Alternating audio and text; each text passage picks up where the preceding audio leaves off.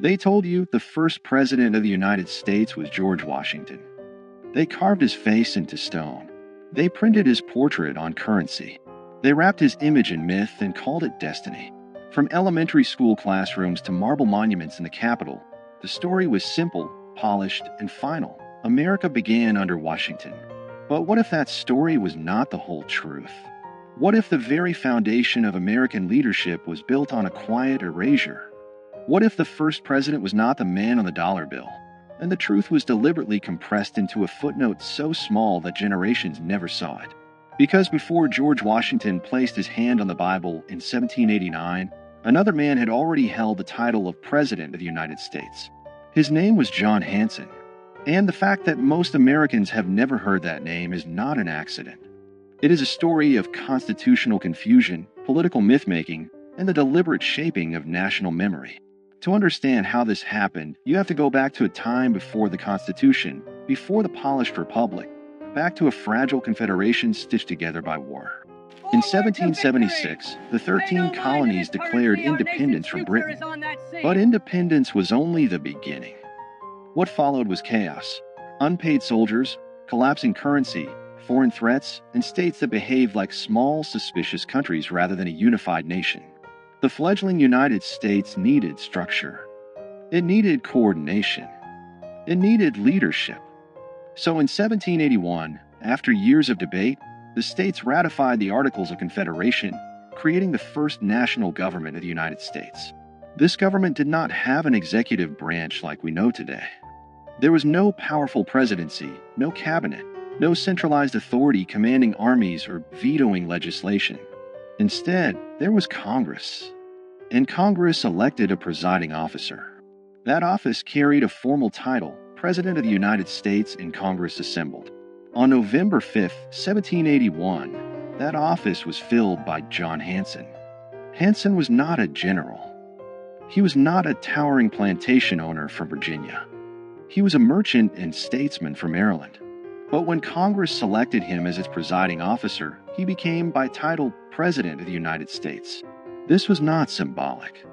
Under the Articles of Confederation, Congress was the national government. There was no separate executive. The President of Congress signed documents, corresponded with foreign powers, oversaw administrative matters, and in many ways embodied the leadership of the nation. Hanson served a one-year term. During that time, the Revolutionary War was still underway. He dealt with financial instability, troop demobilization, and diplomatic recognition. He presided over Congress as it accepted the British surrender at Yorktown's aftermath and navigated the fragile early sovereignty of the new republic. And yet his name is rarely mentioned outside specialized historical discussions. Why? Because after the war ended and the weaknesses of the Articles of Confederation became undeniable, a new document was drafted, the Constitution of 1787.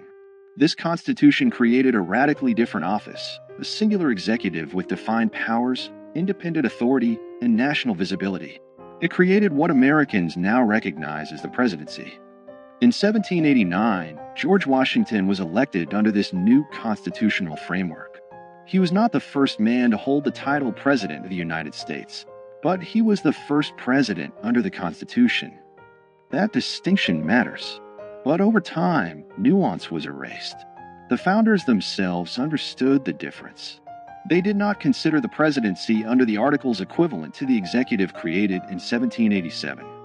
The earlier office was primarily procedural, a presiding officer chosen by Congress, not a nationally elected executive. Yet as American mythology grew, complexity became inconvenient. A nation prefers clean origin stories.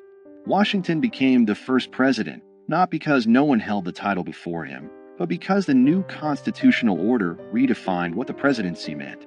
The old office faded into obscurity. But obscurity is not the same as non-existence. John Hanson was not alone. Before Washington, several men served as President of Congress under the Articles of Confederation, including Peyton Randolph, Henry Laurens, John Jay, and others. Hanson's distinction lies in being the first to serve a full one-year term after the Articles were fully ratified by all 13 states. And that ratification detail is where the controversy lives. Some historians argue that because Maryland was the last state to ratify the Articles in 1781, and Hanson was elected after that ratification, he was technically the first president of the fully unified United States government. This claim has been amplified in certain circles as proof that Washington was not the first president. But the reality is more layered. The presidency under the Articles had no independent executive power. It had no veto authority. It had no control over a standing army. It was not elected by the people or an electoral college. It was chosen by members of Congress and largely functioned as a moderator and administrator. Calling Hanson the first president in the same sense as Washington would be misleading. Yet erasing him entirely is equally misleading. The shock is not that Washington was not first. The shock is that American civic education rarely explains the transition between two completely different governmental systems. The real foundational lie is not that Washington served first. It is that the story of American leadership begins neatly in 1789. It does not. It begins in confusion, experiment, and fragility. During Hanson's presidency, Congress established Thanksgiving as a national day of observance in 1782. It adopted the Great Seal of the United States. It managed foreign affairs and struggled to pay soldiers. It dealt with mutinies and financial crisis. These were not ceremonial tasks. They were existential. Yet when the Constitution replaced the Articles, the previous system was treated almost like a draft that never counted. The national memory pivoted hard toward the stronger executive model, and the earlier presidents of Congress became historical footnotes. Why would a nation simplify its own origin? Because power shapes narrative. The Constitution was framed as a corrective to weakness. Federalists argued that the Articles created a government too feeble to survive. By elevating Washington as the first president, the new system symbolically reset the clock. It framed 1789 as year one. The earlier period became a prelude rather than a beginning. This was not necessarily a malicious conspiracy. It was nation-building through storytelling. But storytelling always chooses emphasis. And when emphasis becomes repetition, repetition becomes truth. Over time, monuments, textbooks, and civic rituals reinforce the narrative. Washington was father of his country. He set precedents. He defined the executive branch. He stepped down voluntarily, shaping democratic norms. All of that is true. But what disappeared in the retelling was a messy prologue. The presidency did not emerge fully formed. It evolved. Under the Articles of Confederation, the central government had no power to tax. It could not compel states to provide troops or funds. Economic instability led to unrest like Shays' Rebellion in 1786–87. These crises exposed structural weaknesses. The Constitutional Convention of 1787 was not simply an upgrade, it was a reinvention. The executive office created in Article 2 of the Constitution bore little resemblance to the presiding officer of Congress under the Articles. Washington's presidency represented a new experiment entirely. But here is where document shock enters the story. The Articles of Confederation explicitly use the title President of the United States in Congress assembled. That phrase is preserved in historical records. It is not folklore. It is written law. That means technically that someone held the title before Washington. The shock is not fabricated. It is documented. The question is not whether Hanson held the title. He did. The question is whether holding that title made him equivalent to the constitutional presidency Americans celebrate. It did not. But the refusal to explain that difference clearly has fueled decades of confusion, and in some cases, deliberate myth-making. In the 20th century, certain advocacy groups and state historians promoted Hanson as the real first president, sometimes to elevate regional pride or challenge federal narratives. Statues were erected. Claims were printed in pamphlets. The nuance disappeared again, this time in the opposite direction.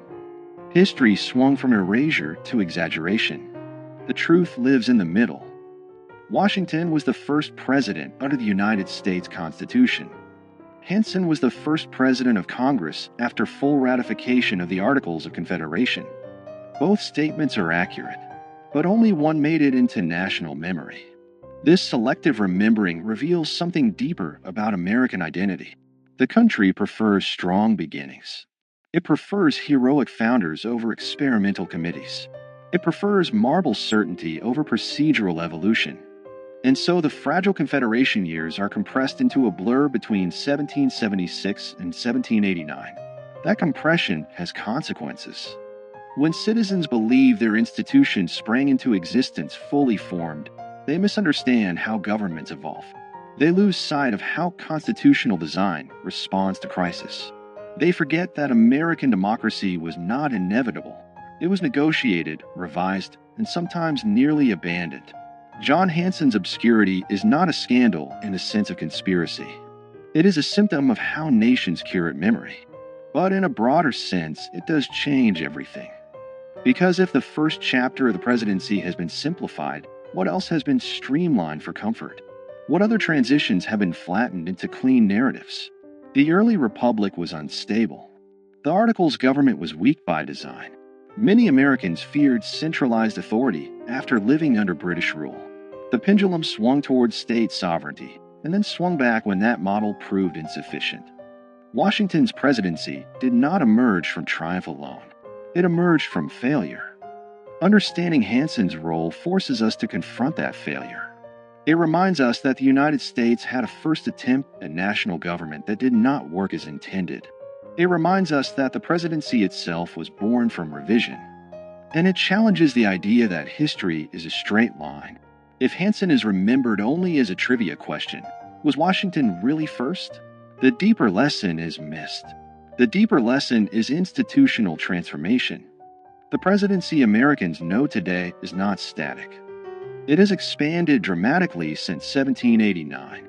Executive power has grown through war, legislation, judicial interpretation, and precedent. From Washington's cautious leadership to the sweeping authority exercised during the Civil War under Abraham Lincoln, to the global executive power of modern administrations, the office has continuously evolved. Recognizing the earlier presidency under the Articles reveals that evolution in its earliest stage. It shows that titles alone do not define power.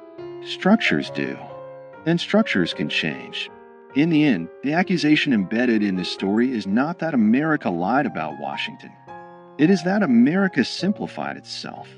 It presented a polished origin instead of a complicated birth.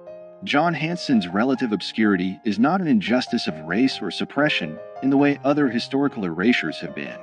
It is a reminder that institutional memory is selective, but selective memory shapes civic understanding.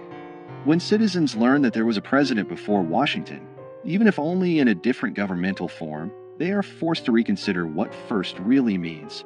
They are forced to look closer. And when people look closer at their foundations, they often discover cracks, not fatal ones, but human ones. That discovery does not weaken democracy. It strengthens it. Because mature nations do not fear complexity. They embrace it. America's first president was hidden, not in a secret archive, not in a burned document, but in the quiet margins of a transitional government that did not survive. And understanding that hidden chapter changes everything about how we see beginnings. It reveals that power is defined by structure, that titles can shift meaning, and that national memory is shaped as much by storytelling as by fact. George Washington remains the first president under the Constitution. John Hanson remains the first president of the United States in Congress assembled after full ratification of the Articles of Confederation. Both are true, but only one became legend. The question is not whether Washington deserves his place. He does. The question is whether we are willing to tell the whole story. Because the moment we admit that the presidency had an earlier form, weaker, different, experimental, we acknowledge that America itself was once uncertain, unfinished, and fragile.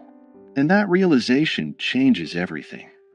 It reminds us that the nation was built not only by giants carved in stone, but also by administrators whose names faded when the structure they served was replaced.